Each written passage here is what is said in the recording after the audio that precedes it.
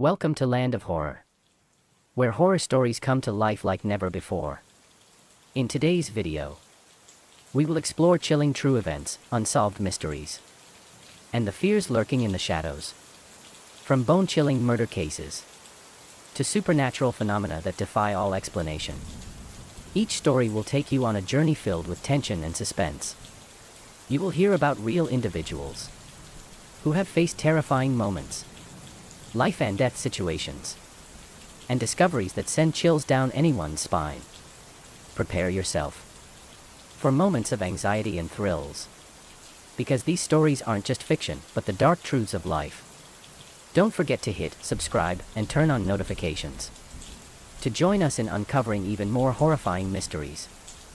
The summer of 1988 settled heavily over Saitama, with the sun casting long shadows across the playgrounds where children laughed and played. Among them was Yuki, a bright-eyed 4-year-old with pigtails bouncing as she chased her friends. For the families living in the neighborhood, life was uncomplicated. But for Tsutomu Miyazaki, the world was a canvas painted in darker hues. Miyazaki was a man of contradictions. On the outside, he appeared unremarkable, a 30-year-old with an unkempt appearance, often wearing worn-out clothes and glasses that sat crooked on his nose.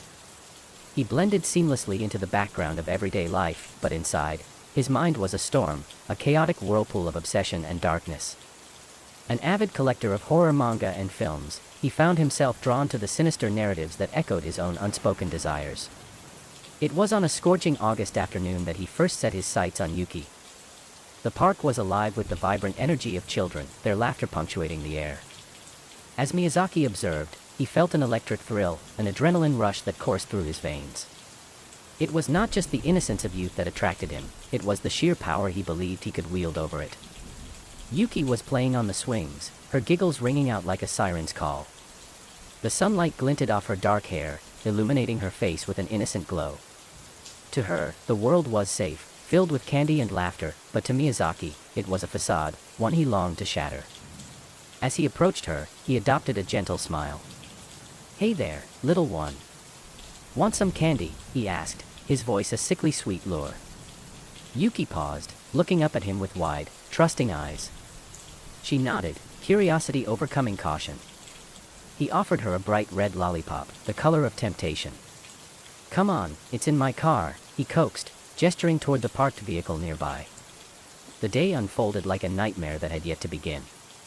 Yuki, naive and trusting, took his hand, following him to the car, unaware of the darkness lurking behind his facade. Inside the car, a potent mixture of heat and anticipation hung in the air. Miyazaki locked the doors, the sound echoing ominously in the confined space. Yuki's innocent smile faded as she sensed something was amiss, the atmosphere shifting from playful to sinister. "Where's the candy?" she asked, her voice trembling slightly.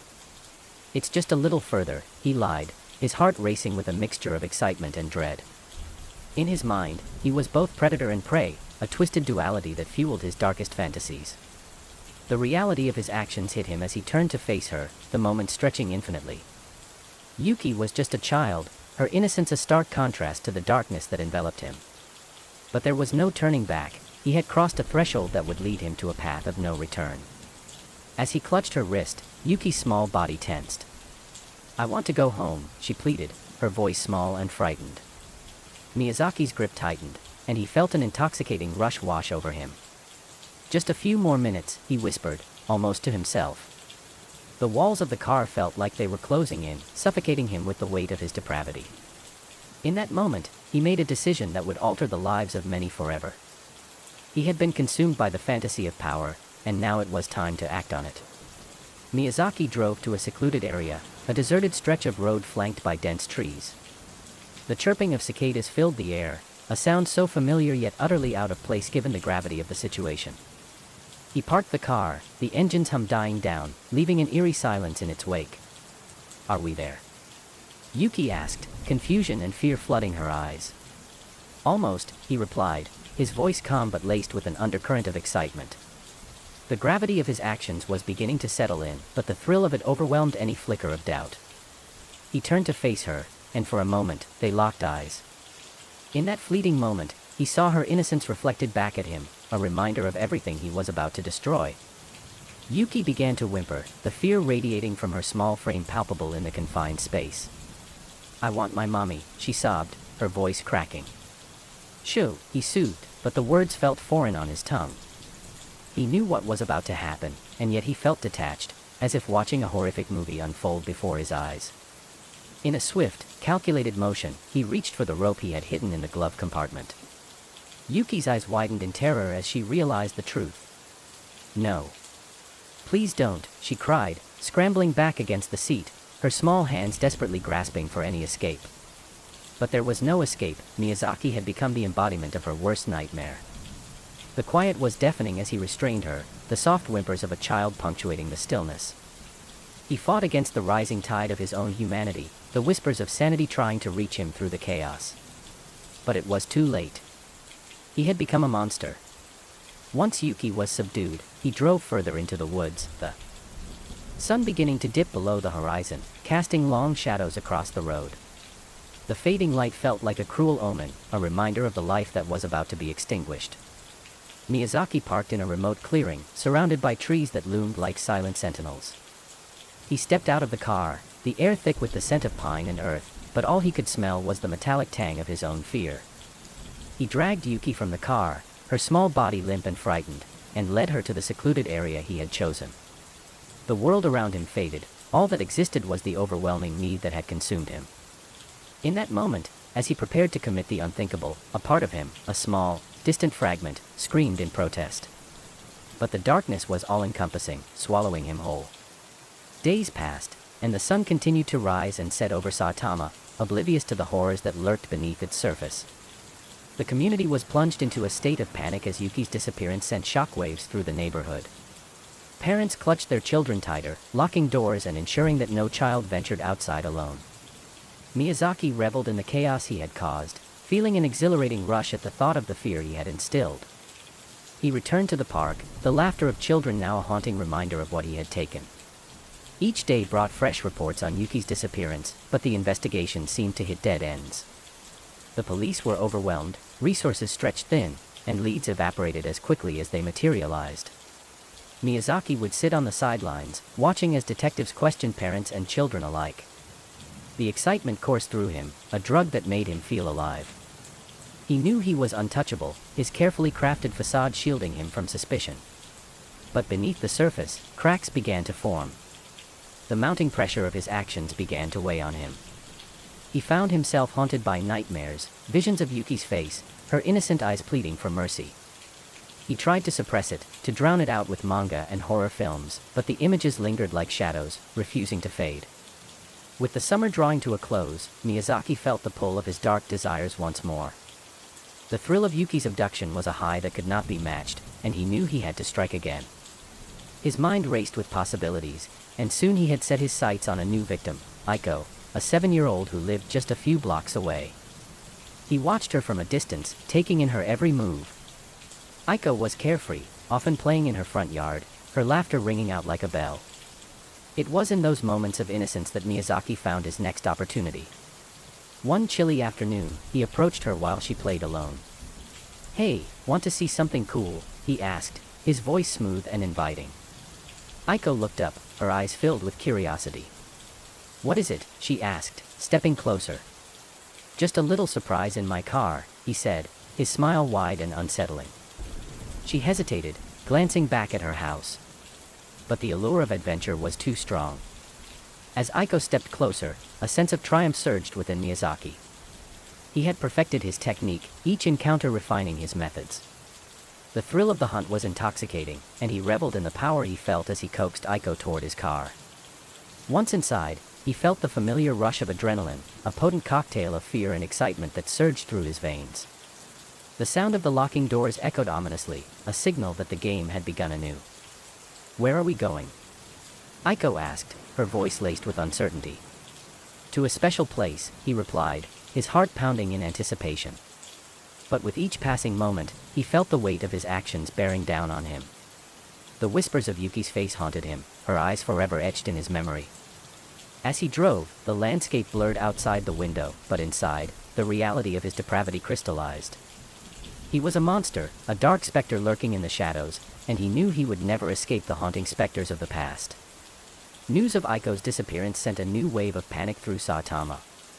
As the community united in their search, Miyazaki felt the weight of the investigation closing in on him. Detectives combed through neighborhoods, questioning anyone who might have seen something, anything. Miyazaki watched from the sidelines, his heart racing as the police canvassed the area. Each knock on a door felt like a threat, the walls closing in around him. The thrill he once felt began to ebb, replaced by a creeping fear of being caught. As the sun set, casting an eerie glow over the neighborhood, he found himself retreating further into the shadows. The thrill of his actions was overshadowed by a growing paranoia that whispered in the back of his mind, urging him to be careful. The investigation intensified, and with it, Miyazaki's desperation grew. He could feel the noose tightening around him, the weight of his actions pressing down until he could barely breathe. In the heart of winter, Miyazaki found himself drawn to a small Christmas fair set up in the local park. The lights twinkled against the backdrop of snow, and laughter filled the air. It was a stark contrast to the chaos within him.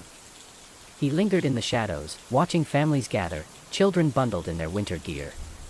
It was a facade of joy that only deepened his own darkness. As he turned to leave, he caught sight of a small girl, her pigtails bouncing as she ran to her mother. In that moment, the urge surged once more, overpowering any sense of self-preservation.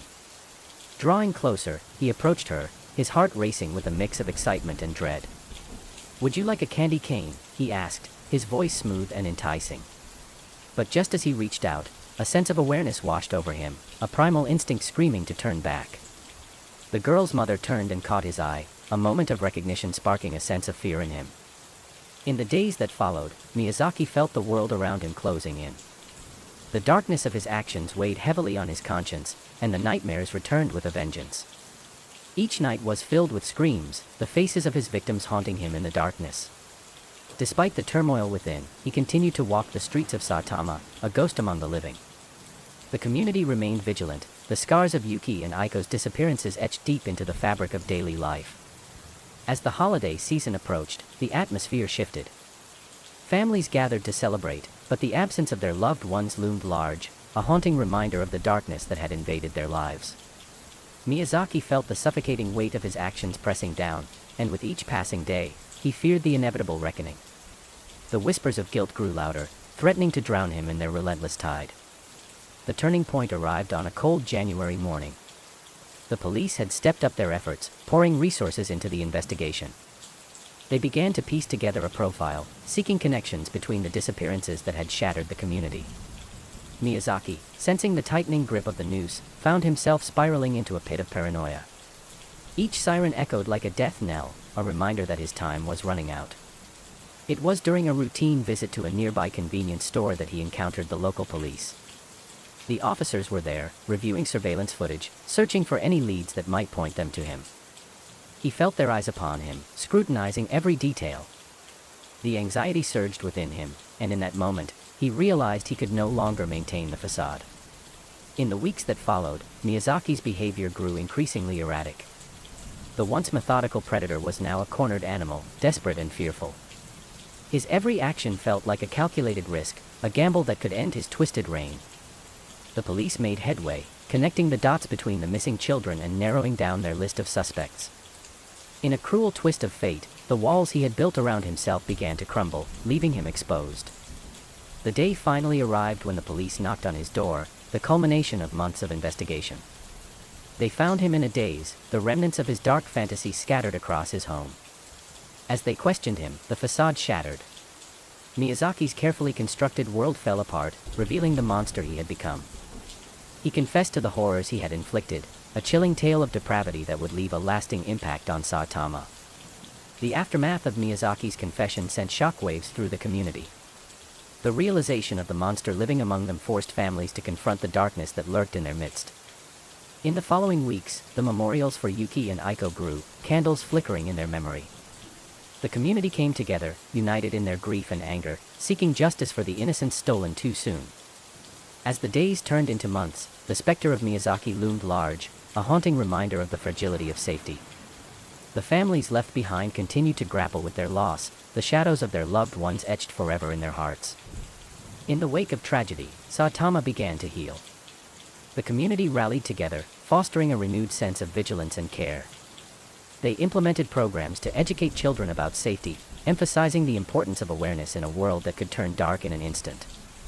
Though the scars would remain, families found strength in one another, united by shared grief and resilience. Memorials became a place of reflection, where stories of Yuki and Aiko were told, ensuring that their memories would never fade. Miyazaki's trial became a media sensation, a grim spectacle that drew attention from across the nation. The public was both horrified and captivated by his story, the chilling details revealing the depths of his depravity. As he faced justice, the community remained steadfast, determined to reclaim their sense of safety. Together, they stood as a testament to resilience, refusing to let the darkness extinguish the light of innocence. Years later, as the seasons changed, Saitama thrived. The laughter of children once again filled the streets, but the memories of Yuki and Aiko lingered, a bittersweet reminder of what had been lost. In the shadows, Miyazaki's name faded into obscurity, but the impact of his actions endured. Families continued to gather at memorials, ensuring that the stories of the innocent would never be forgotten. As they lit candles in remembrance, a sense of hope blossomed amidst the sorrow. They knew that while darkness could encroach upon their lives, the light of their love would forever burn bright. In the end, it was not just a story of horror, it was a story of resilience, of a community that refused to be defined by tragedy. And so, the echoes of the past became a foundation for the future, a reminder that even in the darkest of times, hope would always find a way to shine through. The chilling aftermath of Tsutomu Miyazaki's confession rippled through Saitama like a dark tide. As the shock settled, a palpable silence enveloped the community, a blanket of dread that suffocated normalcy. Families who once walked the streets without fear now exchanged wary glances, their children's laughter muffled by the shadows of their recent past. Among those grappling with the lingering fear was Kaori, a single mother who had moved to Saitama just a year prior. Her daughter, Sakura, was 7 years old, the same age as the victims who had tragically lost their lives. Kaori's heart raced with every news bulletin, her protective instincts sharpening. "Mom, can I play outside?" Sakura's innocent voice broke through Kaori's thoughts one afternoon as she prepared dinner. The question hung in the air, heavy with unspoken anxiety. "Not today, sweetheart. It's getting late. How about we play a game instead?" Kaori suggested, masking her own fears with a bright smile. Sakura sighed but nodded, retreating to the living room where her toys lay scattered. Kaori joined her, but the unease settled in her stomach. The news had reported sightings of Miyazaki's car near local parks, igniting panic in every parent's heart. Days turned into weeks, and the investigation continued to unravel the details of Miyazaki's twisted mind. The media thrived on the gruesome specifics, turning Saitama into a battleground of fear. Detective Haruto Tanaka, the lead investigator, worked tirelessly to piece together the fragments of Miyazaki's horrific journey.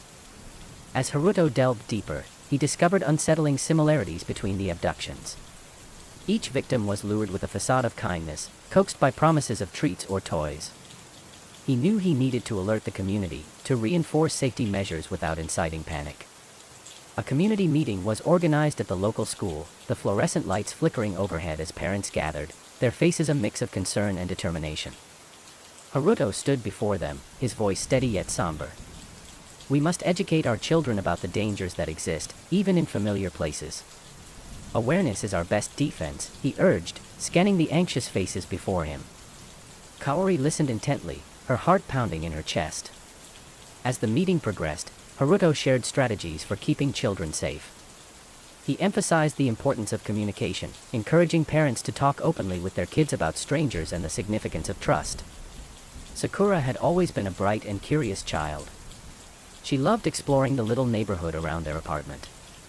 As the weather turned crisp, Kaori knew keeping Sakura indoors was a temporary solution. One Saturday morning, with the sun peeking through the clouds, Kaori reluctantly agreed to let Sakura play outside. She watched from the balcony, her heart in her throat, as Sakura ventured toward the park down the street. Kaori's phone buzzed. It was a message from a friend, a distraction that drew her attention away. When she looked up again, her heart dropped. A figure lingered near the swings, watching Sakura. Kaori's instincts kicked in. She rushed down the stairs, her feet pounding against the pavement. The figure was a man, middle-aged, standing too still, his gaze fixed on Sakura. "Hey! Get away from her!" Kaori shouted, her voice slicing through the air. The man turned abruptly, startled, and without a word, he sprinted away. Kaori knelt beside Sakura, her heart racing as she checked for any signs of distress. "Mom, who was that?" Sakura asked, wide-eyed. "I don't know, but let's go home," Kaori replied, her heart heavy with dread. As the days turned into nights, the air thickened with unease. Haruto continued to work on the investigation, but the pressure mounted. Every lead seemed to lead to dead ends, every suspect proved to be innocent. Then, one cold evening, a breakthrough arrived. A witness had come forward, claiming to have seen a man resembling Miyazaki lurking near the park on the day Sakura had encountered the stranger. Haruto's heart raced as he absorbed the information. He knew he needed to act quickly. Gathering his team, they planned a renewed search of the area, intensifying their efforts to uncover the truth. Meanwhile, Kaori felt the weight of paranoia settling over her. She installed additional locks on their doors and insisted Sakura stay within sight at all times. The warmth of their home became a prison, and every creak of the floorboards echoed like a warning bell. With the investigation reaching a fever pitch, Miyazaki sat in his cell, a labyrinth of thoughts swirling in his mind. His once celebrated dark fantasies now felt like a curse. The faces of his victims haunted him, but instead of remorse, a sinister thrill crept in. He began to isolate himself from fellow inmates, penning letters that twisted his mind further into depravity. Each letter was an exploration of his past, his desires, and his belief that the world misunderstood him. Miyazaki, a guard called one afternoon, interrupting his morbid musings. "You have a visitor." Haruto stepped into the dimly lit visitation room, his heart racing as he faced the men who had shattered so many lives. Miyazaki's eyes glinted with an unsettling mix of arrogance and madness. "Detective Tanaka, you've come to understand me." Miyazaki smirked, leaning back in his chair. "I've come to gather the truth," Haruto replied, maintaining his composure. "Tell me about the children." Miyazaki's expression shifted, a hint of satisfaction flashing in his eyes. They were innocent, but so easily fooled. As the investigation continued, a series of eerie events unfolded within the community. Parents reported sightings of a strange man wandering the parks late at night. Whispers of Miyazaki's potential accomplices circulated, fueling fear and distrust among neighbors. Kaori found herself spiraling into an abyss of anxiety. Each day brought new reports of suspicious activity, and she couldn't shake the feeling that danger loomed closer than ever. One night, as she prepared for bed, she heard a faint rustling outside their window. Heart pounding, she crept to the curtain, peering into the darkness. Nothing. Just the shadows dancing in the moonlight. "Mom, what's wrong?" Sakura's sleepy voice interrupted her thoughts. "Nothing, sweetheart. Just a little noise," Kaori replied, forcing a smile. But the unease settled back into her chest as she climbed into bed. The tension in Saitama reached a breaking point. Parents began to keep their children home from school, fearing the unknown lurking around every corner. Parks that once echoed with laughter became desolate, abandoned by families seeking safety. During a particularly tense town meeting, voices clashed as fear clouded judgment. Some urged for stricter policing, while others insisted on community vigilance. The once tight-knit community began to fracture under the weight of their collective fear. Kaori felt the strain. The bonds she had formed were now overshadowed by suspicion. She could see it in the eyes of her neighbors, the hesitance, the distance that had emerged between them. "Something needs to change," Kaori finally spoke up during the meeting. "We can't let fear control us. We must come together." Her words hung in the air, and a few heads nodded, but the fear remained, palpable and thick. Detective Haruto delved deeper into Miyazaki's past, determined to understand the motivations behind his heinous acts. He interviewed former classmates and acquaintances, piecing together the twisted tapestry of Miyazaki's childhood. What emerged was a portrait of neglect, obsession, and a darkness that had festered within him for years. Haruto began to suspect that Miyazaki's depravity was not solely an aberration but the result of a fractured psyche nurtured by years of isolation and rejection. One former classmate recounted a chilling story of how Miyazaki had always been different, a boy who found comfort in fantasy rather than in friendships. He was obsessed with horror movies and manga. It was like he was living in a world where reality never touched him, she recalled, shuddering at the memories. As Haruto absorbed the testimonies, he realized that uncovering the truth about Miyazaki was not just about understanding the men but about revealing the vulnerabilities that could lead to such darkness. Fueled by his discoveries, Haruto organized a community safety seminar, inviting experts to discuss mental health and the importance of early intervention. He believed that understanding the signs of troubled individuals could prevent future tragedies. Kaori attended, hoping to find solace in the shared experience of others. The room was filled with parents, educators, and mental health professionals. The speaker, a renowned psychologist, emphasized the need for vigilance and empathy. We must remember that those who commit acts of violence often do so from a place of deep-seated pain, he stated, his voice resonating in the silent room. Kaori found herself nodding along, the weight of the past mingling with hope for a safer future. The community began to unite, recognizing that knowledge was their greatest weapon against the darkness that had seeped into their lives. Despite the newfound hope, the specter of fear loomed large. A week after the seminar, an unsettling incident sent the community spiraling back into chaos. A young girl had gone missing from a nearby neighborhood. Panic surged as parents scrambled to find their children, the specter of Miyazaki casting a long shadow over their efforts. Haruto and his team sprang into action, conducting searches and following leads. The pressure mounted as the clock ticked, each hour weighing heavily on their shoulders. Kaori felt the tightening noose of fear as she clutched Sakura close, refusing to let her out of her sight. "Stay close to me, okay," she whispered, her voice trembling. The night stretched long, anxiety gripping the town as they awaited news. But as the sun rose, it brought no answers, only the haunting reminder that darkness lurked just beyond their reach. With the search for the missing girl ongoing, the community faced an emotional toll. Haruto worked tirelessly, his mind racing as he sifted through countless leads. The pressure felt insurmountable, but he refused to relent. As the days passed, Kaori found solace in the small acts of kindness from her neighbors. They banded together to organize search parties, displaying a determination that warmed her heart amid the fear. One evening, as the search continued, a breakthrough emerged. A witness reported seeing a man resembling Miyazaki near the park where the girl had disappeared. The description ignited a renewed sense of urgency within Haruto and his team. "Let's mobilize," he commanded, urgency threading through his voice. "We need to act quickly." The tension reached its peak as Haruto and his team canvassed the area, searching for any signs of the missing girl. Every corner of Saitama felt alive with whispers, the fear palpable in the air. As night fell, they received a tip about a suspicious figure lurking near an abandoned warehouse on the outskirts of town.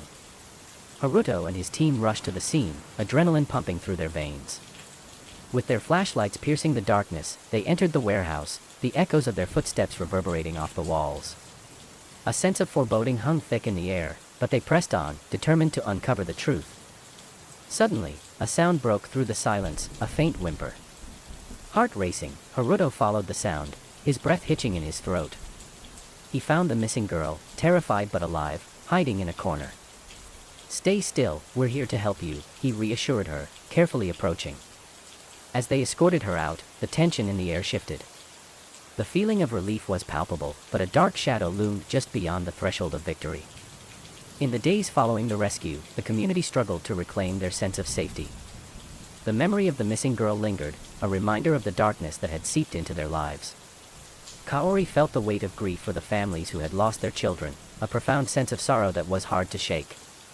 She became determined to honor their memory by advocating for awareness and support within the community. Haruto continued his investigation into Miyazaki, desperate to understand the men who had shattered so many lives. He uncovered a series of disturbing letters Miyazaki had written while incarcerated, a glimpse into the mind of a monster. Each word revealed a darkness that seeped into his soul, an unquenchable thirst for chaos. Haruto realized that understanding this darkness was essential to preventing future tragedies. The community began to rebuild, slowly but surely.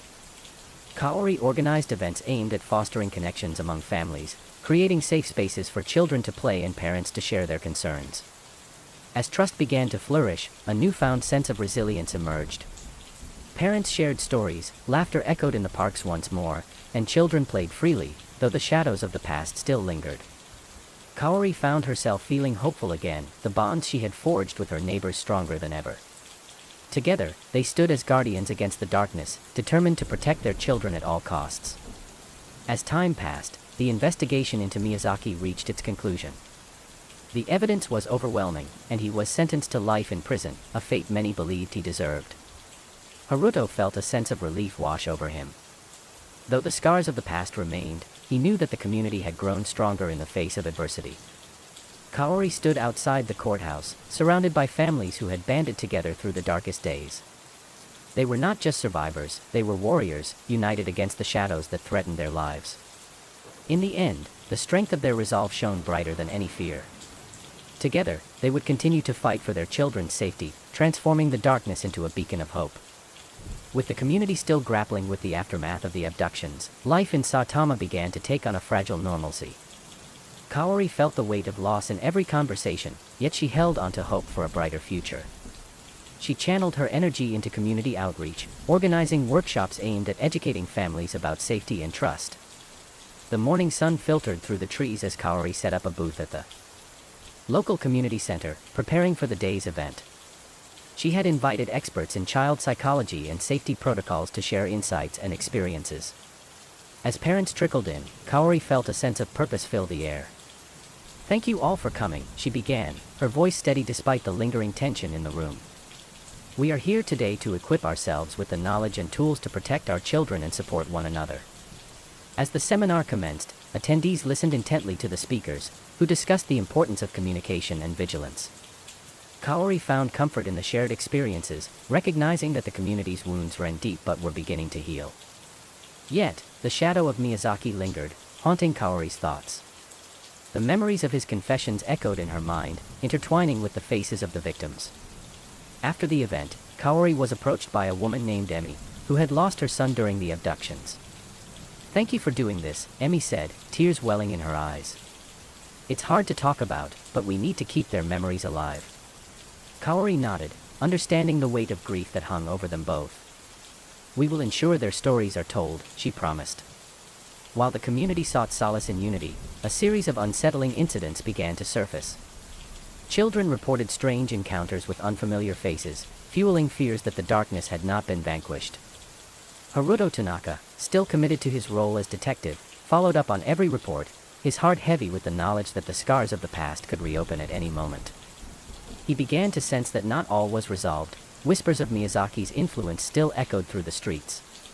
One evening, he received an anonymous tip about a group of young men hanging around the parks, suspiciously eyeing children. Haruto felt the tension rise within him as he gathered his team for a stakeout, determined to uncover the truth before another tragedy unfolded. The night air was thick with anticipation as Haruto and his team concealed themselves in the shadows of the park. Their breaths mingled with the cold, still air, every rustle of leaves a reminder of the weight they carried. Hours passed, and the moon hung high, casting an eerie glow over the playground. Suddenly, Haruto spotted the group of young men, their laughter piercing the silence. He signaled to his team, and they moved in, ready to confront the potential threat. "Hey! What are you doing here?" Haruto demanded, stepping into the light. The young men froze, their expressions shifting from amusement to concern. "Just hanging out, man." "Chill," one replied, a hint of defiance in his voice. Haruto narrowed his eyes, sensing the tension in the air. "You're not supposed to be here at night. We're keeping an eye out for suspicious activity." As he spoke, he noticed the way they shifted, their body language betraying their discomfort. With the night watch concluded and the young men released, Haruto felt a gnawing unease. He began to dig deeper into their backgrounds, determined to uncover any links to the recent surge of fear in the community. Days turned into weeks as he combed through reports and interviewed neighbors, slowly piecing together the threads of a web that seemed to stretch beyond Miyazaki's capture. Meanwhile, Kaori continued her outreach efforts, expanding her workshops to include sessions on understanding the signs of distress in children. Her dedication resonated with the community, drawing in parents eager to learn and connect. One evening, as she returned home, she noticed a figure lurking near the park. Heart pounding, she approached cautiously, recognizing one of the young men from the stakeout. "Hey! What are you doing here?" she called out, her voice steady despite the fear gripping her. Just hanging out," he stammered, glancing away. Kaori's instinct screamed at her to run, but she stood her ground. This isn't a safe place at night. You need to leave. The next day, Kaori reported the encounter to Haruto, who immediately connected it to the young men they had seen in the park. We need to keep a close eye on them, he said, determination fueling his voice. As Haruto continued to investigate, he uncovered a disturbing pattern. The young men had histories of petty crime and substance abuse, drawing a troubling parallel to the shadowy figures that had haunted Saitama during the abductions. As the pieces fell into place, Haruto felt the pressure mount. He knew that he needed to confront the young men directly, but the thought of stirring the pot filled him with dread. With his investigation reaching a critical juncture, Haruto organized a community meeting to discuss the rising tensions. Parents gathered, their eyes filled with worry as they sought answers. We need to address the safety concerns head-on, Haruto began, standing before the crowd. There are individuals who pose a threat to our children, and we must remain vigilant. Murmurs rippled through the audience as fear and anxiety surged. Kaori stood among them, her heart racing. She felt a sense of urgency rising within her. The safety of their children was at stake. We cannot allow fear to dictate our lives, she added, her voice firm. We must stand together and protect one another. The crowd erupted in applause, their determination palpable. They were united, but the shadows still loomed, threatening to engulf them once more. In the weeks that followed, Haruto intensified his efforts, conducting surveillance on the young men. Each night, he watched from the shadows, piecing together their activities, hoping to catch a glimpse of their intentions. One evening, as he observed them from a distance, he saw them approach a group of children playing in the park. Panic surged through him as he moved closer, intent on intervening. Hey! What are you doing? He shouted, his voice echoing through the night. The young men turned, startled, and hurriedly backed away. We're just playing, man, one yelled defensively, his hands raised as if to show he meant no harm. Haruto wasn't convinced. Get out of here. Now. The young men quickly retreated, but the encounter left Haruto shaken. He knew he had to inform the community of the escalating threat, but he also understood the delicate balance of fear and safety. As fear spread through Saitama, parents became increasingly protective of their children.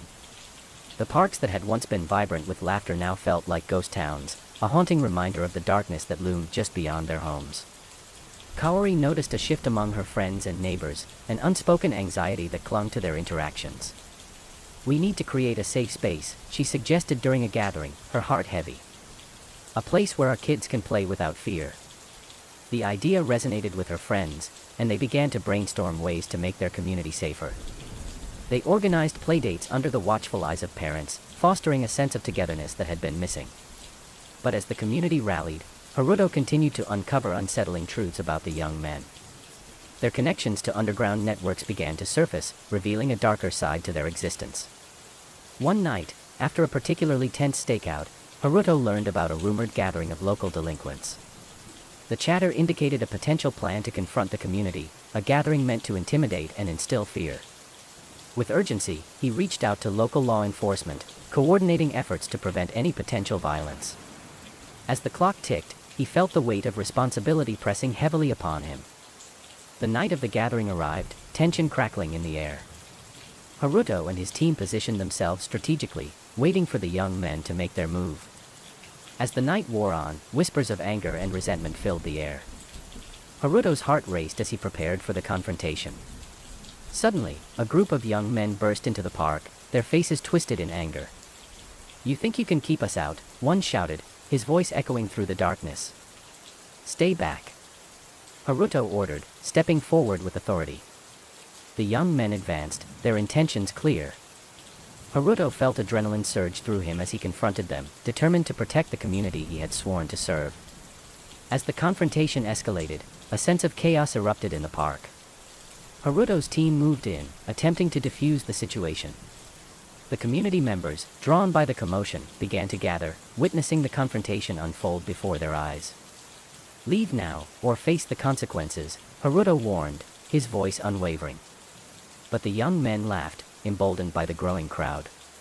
You can't stop us, one yelled, a flicker of madness in his eyes. The situation felt like a powder keg, ready to explode. Haruto could feel the weight of the community's eyes on him. and the realization hit him. This was about more than just the young men, it was about the safety and unity of Saitama. As tensions reached a boiling point, Kaori stepped forward, her heart racing. "Enough," she shouted, her voice cutting through the chaos.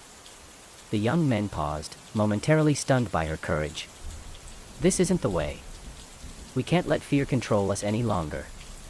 Haruto watched as Kaori faced the group, her strength illuminating the darkness around them. "We will not back down. We will stand united against you and anyone who threatens our children." Her words resonated, igniting a flicker of hope in the hearts of the community members. They rallied around her, standing together against the encroaching darkness. With the community united, the young men began to waver, uncertainty creeping into their expressions. Haruto seized the moment, his voice strong. "You may think you're powerful, but we are stronger together. We will protect our own." The confrontation reached a tipping point, and one by one, the young men began to back away. The fear that had once gripped the community started to dissipate, replaced by a sense of empowerment.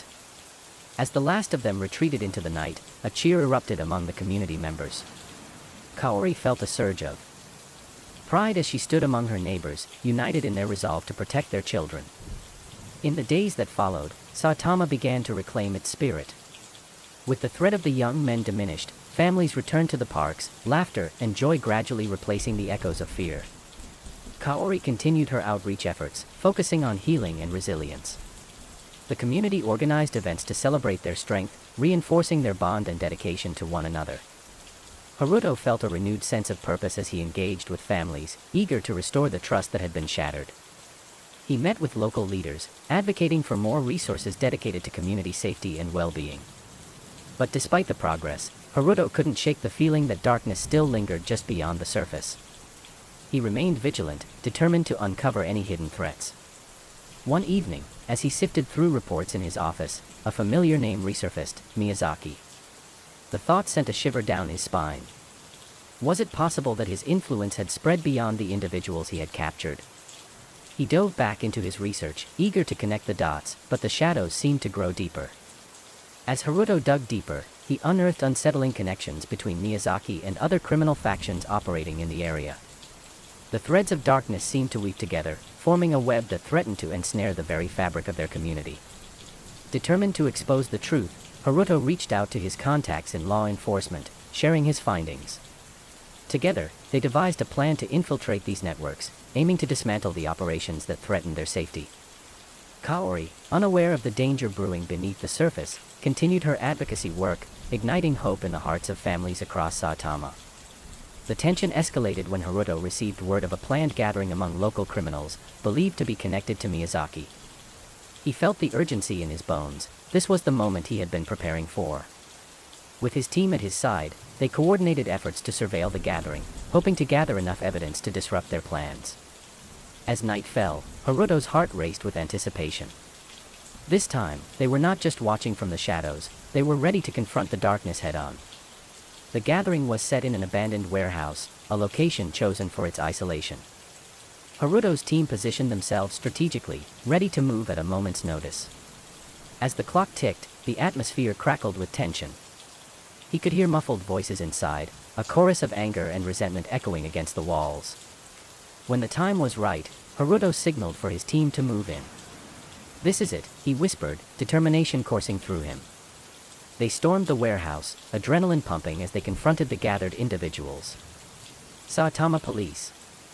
Hands in the air. Chaos erupted as they rushed in, the air filled with shouts and confusion. Haruto focused on the individuals connected to Miyazaki, determined to bring them to justice. As the dust settled, Haruto and his team managed to apprehend several key players in the criminal network.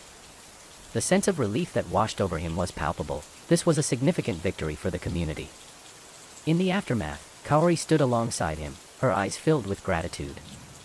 "Thank you for everything you've done," she said, her voice steady. "This isn't over," Haruto replied, the weight of responsibility still heavy on his shoulders. "We need to remain vigilant." But for now, they had taken a crucial step toward reclaiming their community from the shadows that had haunted them.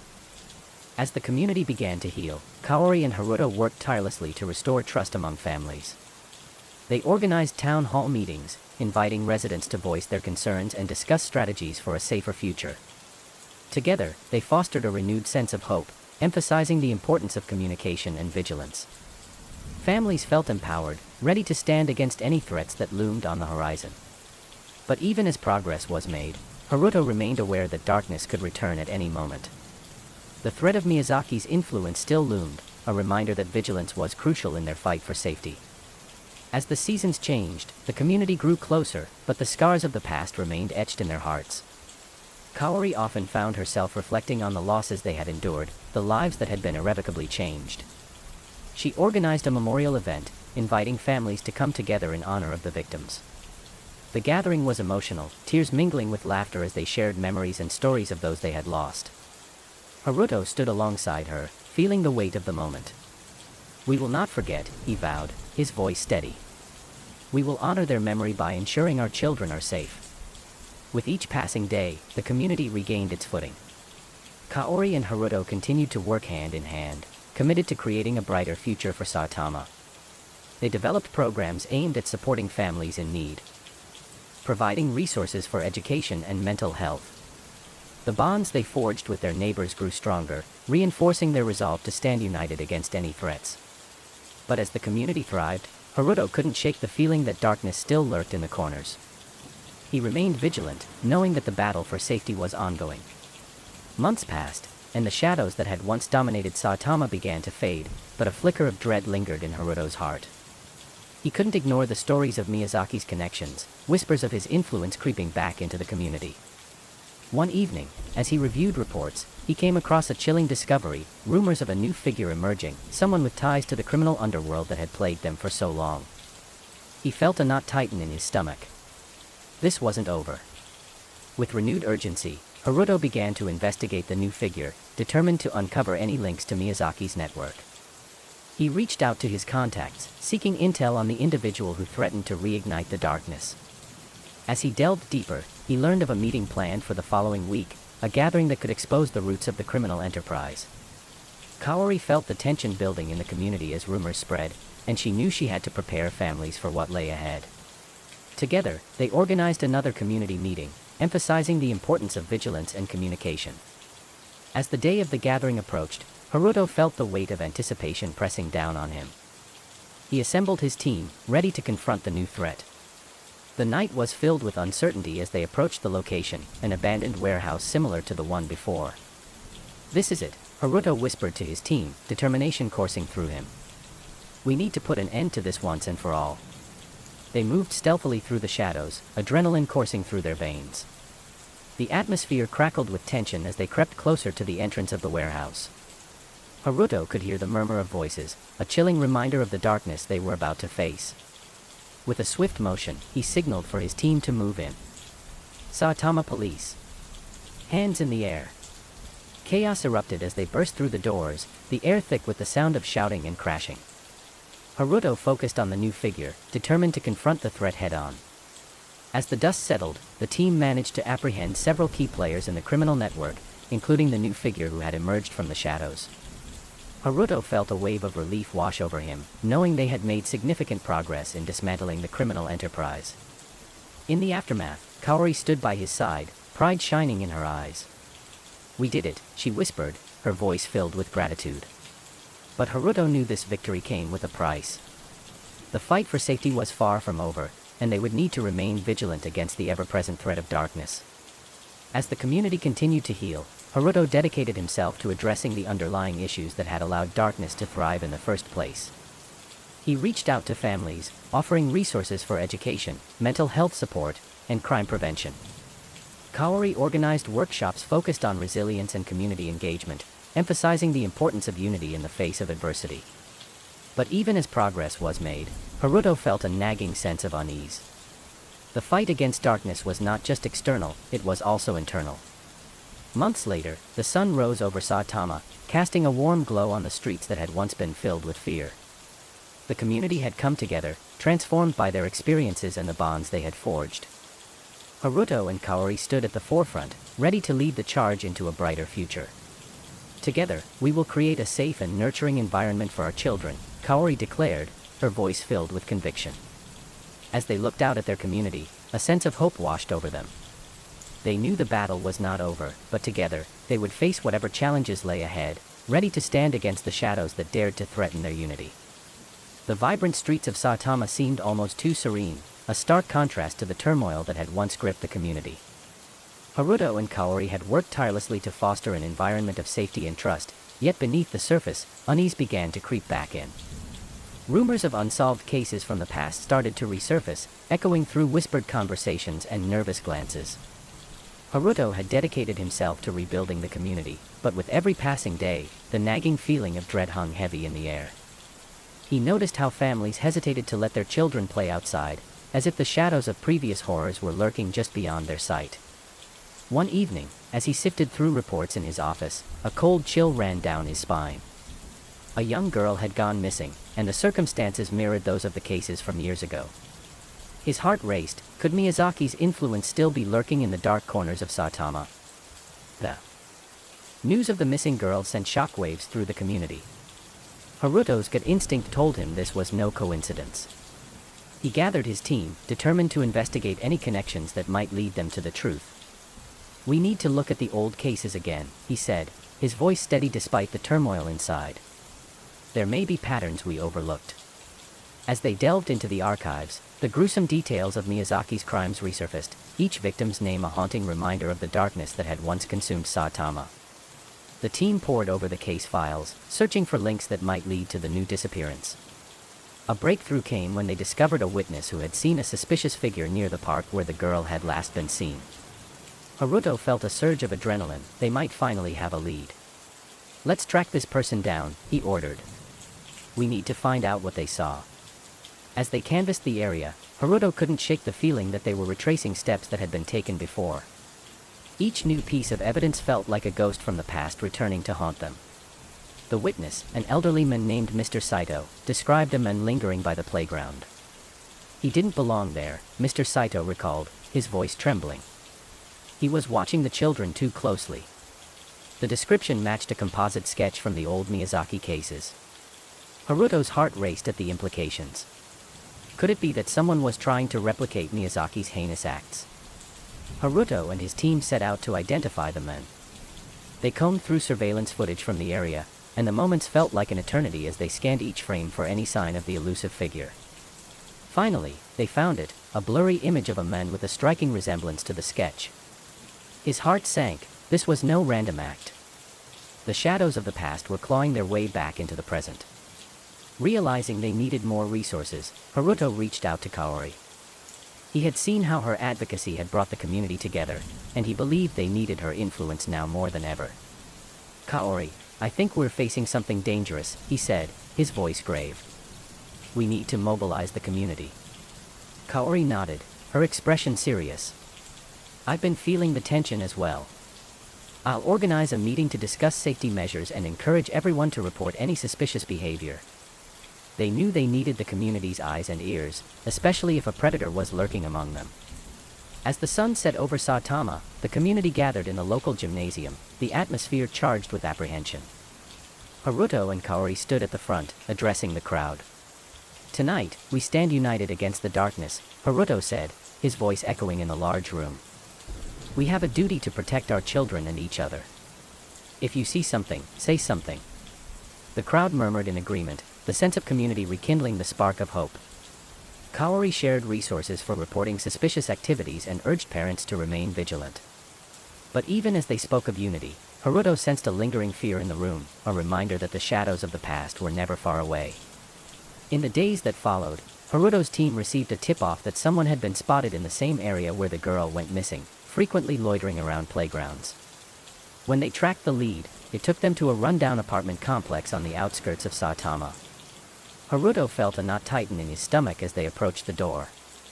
"Stay alert," he instructed his team. "We don't know what we're walking into." The atmosphere was thick with tension as they knocked on the door, the sound echoing down the empty hallways. When no one answered, they decided to investigate further, peering through windows and searching for any sign of life. After hours of searching, they finally gained entry through a back window. The apartment was dark, cluttered, and unsettlingly quiet. Dust hung in the air like a shroud, and Haruto felt a cold chill creep down his spine. As they moved cautiously through the space, a disturbing discovery awaited them: scraps of newspaper articles about Miyazaki's crimes, meticulously pinned to the walls. The realization hit them like a punch. This was a shrine to horror, a reminder of the darkness that had once plagued their town. "Get the forensics team in here," Haruto said, his voice steady despite the chaos swirling inside him.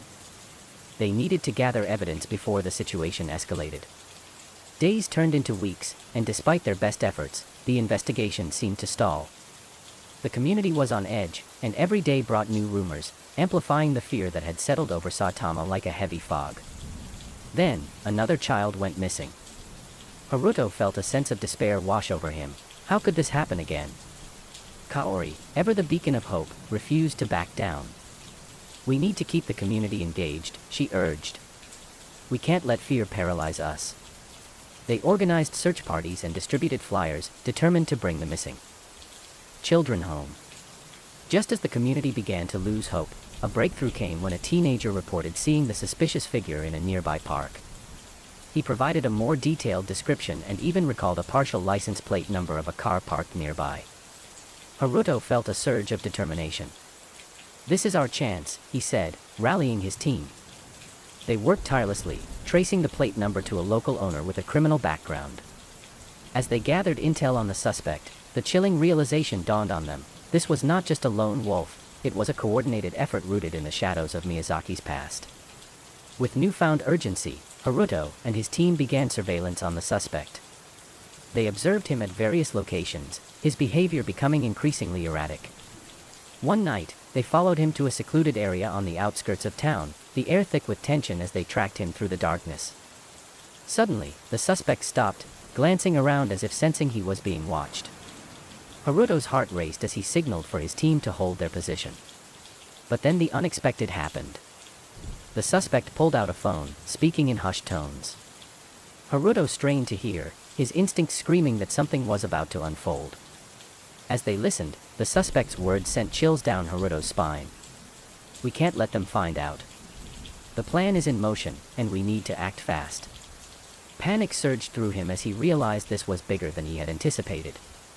They were not just dealing with a copycat, they were facing a group that had resurrected the horrors of the past.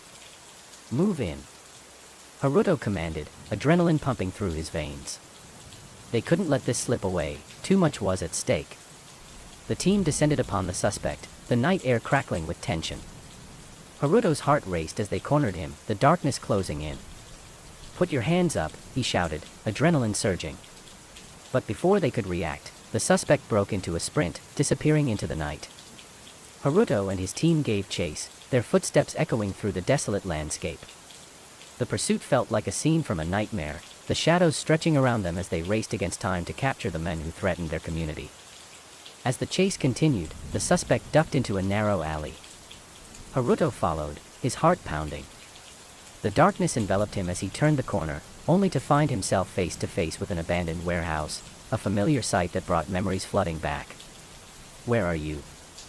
Haruto called out, his voice echoing in the stillness. Suddenly, a figure emerged from the shadows. It was the suspect, a man with wild eyes filled with desperation. "You don't understand. You can't stop us," he shouted, his voice tinged with madness.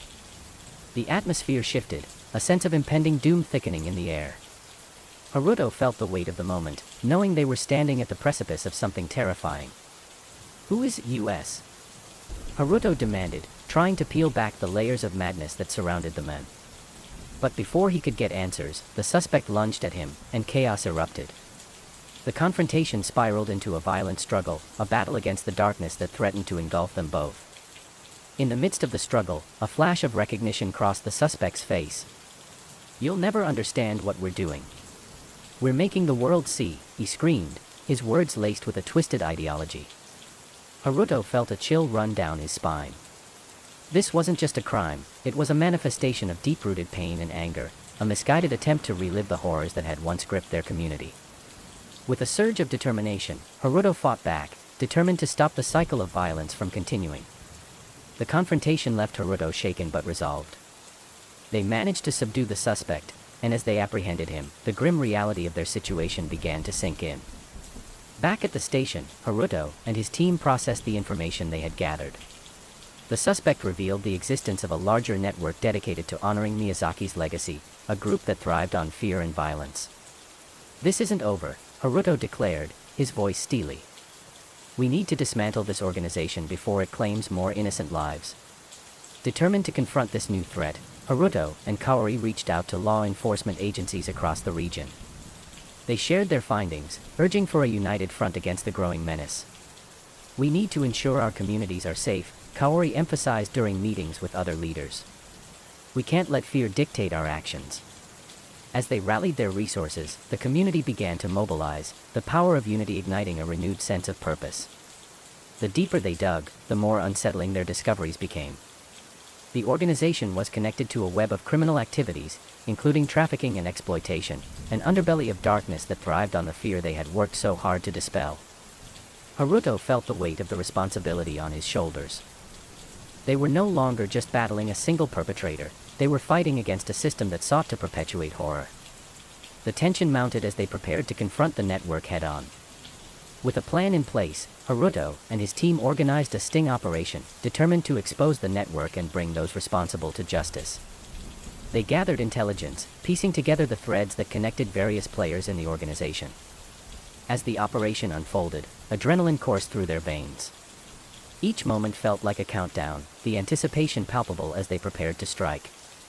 "Stay sharp," Haruto instructed, his voice steady. "We can't let our guard down."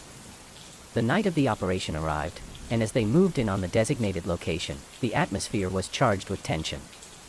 Haruto felt a mix of fear and determination. This was the moment they had been preparing for. As they breached the premises, chaos erupted. The suspects scrambled, attempting to evade capture, but the team was relentless. Haruto led the charge, determined to confront the darkness head-on. In the midst of the chaos, Haruto caught sight of the mastermind behind the network, a man who had been pulling the strings from the shadows. His heart raced as he confronted him, the weight of their shared history hanging in the air. "You don't understand," the man sneered, his eyes filled with madness. "This is bigger than you can imagine." Haruto felt a surge of resolve. "I understand enough to know that this ends tonight," he replied, determination fueling his actions. The confrontation escalated, a battle not just of strength but of ideologies. The man's twisted beliefs clashed with Haruto's unwavering resolve to protect the innocent. "You're a fool to think you can stop us," the man spat, his voice dripping with venom. But Haruto refused to back down. "We will never let fear dictate our lives again," he declared, channeling the strength of the community behind him. In the midst of the struggle, Haruto caught a glimpse of the families they had fought for, the children playing in the park, the laughter echoing through the air. It fueled his determination, reminding him why they were fighting. As the confrontation reached its climax, Haruto felt a sense of clarity wash over him. This wasn't just about stopping the darkness, it was about reclaiming the light for their community. With one final surge of strength, Haruto subdued the mastermind, ensuring that the network was dismantled once and for all. As the dust settled, relief washed over him. "We did it," he whispered, the weight of their victory heavy in the air. In the aftermath, they worked tirelessly to ensure that the remnants of the organization were eradicated, leaving no room for the darkness to return. As the community began to heal from the turmoil, Haruto and Kaori focused on rebuilding trust and safety. They organized workshops, encouraging families to come together and share their experiences. "Together, we can create a brighter future," Kaori urged during their meetings. With each passing day, the scars began to fade, replaced by a renewed sense of hope and resilience. Months later, as they stood in the heart of Saitama, Haruto felt a sense of pride wash over him. The community had come together, transformed by their experiences. "Thank you for believing in us," Kaori said, her voice filled with gratitude. "We couldn't have done this without each other." As they looked out at the families gathering in the park, laughter echoing in the air, they knew they had forged a path towards safety and unity. Years later, the legacy of their fight against darkness remained etched in the hearts of the community. The lessons learned from their struggles were passed down to future generations, ensuring that the shadows of the past would never return. Haruto and Kaori continued to advocate for families, their voices unwavering in the pursuit of safety and justice. As they watched children playing in the parks, the laughter ringing out like music, they felt a renewed sense of purpose, a commitment to stand against the darkness that dared to threaten their unity. But even as they celebrated their victories, Haruto knew the fight was never truly over. The world was filled with darkness that could resurface at any moment. Stay vigilant, he often reminded the community. We must always be prepared to protect our loved ones. And as the sun set over Saitama, Haruto and Kaori stood at the forefront of a community transformed, ready to face whatever challenges lay ahead with unwavering resolve. As they looked toward the horizon, the possibilities seemed endless. Together, they had forged a path through darkness, and the future was unwritten, a canvas waiting to be filled with hope, resilience, and the unwavering spirit of a community that refused to be broken.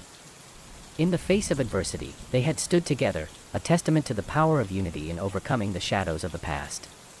As the leaves turned amber and the air grew crisp, Haruto stood at the threshold of the community center, watching families gather for their annual autumn festival. Laughter and joy filled the air, but beneath it all lay a lingering tension, an unspoken reminder of the darkness that had once threatened to engulf their community. Even as life seemed to flourish, Haruto couldn't shake the feeling that something sinister lurked just out of sight. The recent dismantling of the criminal network had provided a temporary reprieve, but the shadows of the past were not easily forgotten. "Are you ready for today?" Kaori asked, joining him at the entrance. Her eyes were bright with determination, but Haruto could sense the weight of the past in her voice. "Ready as I'll ever be," he replied, forcing a smile. "But I can't help feeling that we're still being watched." As the festival commenced, the vibrant colors and sounds of joy surrounded them. Children raced through the park, their laughter mingling with the scent of roasted chestnuts and sweet pastries. But even amidst the festive atmosphere, Haruto felt a chill, a sense that the nightmare they had faced was not truly behind them. That night, as they returned home, the shadows seemed to deepen. Haruto noticed a figure lingering at the edge of the park, watching them. His heart raced, a primal instinct kicking in. He shook it off as paranoia, but unease settled in the pit of his stomach. The following morning, Haruto received a phone call that shattered the fragile peace. A local news reporter, eager to stir the pot, informed him that an anonymous letter had been delivered to the station, one claiming to be from the remnants of the criminal network. "It says they're watching you," the reporter stated, her voice laced with excitement. "They want revenge for what you did." Haruto felt a chill run down his spine. He had anticipated backlash, but this was different. This felt personal. "Keep me updated," he replied, hanging up the phone. He turned to Kaori, who was standing nearby, her expression grave. "They're not gone, are they?" she whispered, fear creeping into her voice. "No," Haruto admitted, his resolve hardening. "We need to be ready." As days turned into weeks, the letter haunted Haruto. He couldn't shake the feeling of being hunted, and the community began to feel the ripple effects of his anxiety. Meetings were filled with tension, and families expressed concerns about their safety. Determined to face the threat head-on, Haruto organized a community meeting, urging everyone to remain vigilant. "We've come too far to let fear win," he declared, rallying the room. But even as he spoke, a part of him felt the weight of uncertainty. The criminal network may have been dismantled, but their ideology remained, twisted and hungry for vengeance. That night, as Haruto sifted through old case files in his office, he stumbled upon a name that sent shivers down his spine: Kaito Tanaka. A former member of the network, Kaito had vanished during the crackdown. "Kaori," he called, urgency lacing his voice. "I think we found our link." They worked late into the night, tracing Kaito's connections and piecing together a profile. It became evident that Kaito had been gathering followers, spreading the same ideologies that had fueled the horrors of the past. "We need to find him before he acts," Haruto insisted, determination hardening his resolve. With the police on board, Haruto and Kaori launched a search for Kaito. They combed through neighborhoods, tracking leads and interviewing anyone who might have seen him. Each conversation added to the chilling narrative, revealing whispers of a growing underground group. "We've received reports of gatherings," an officer informed them, his brow furrowed.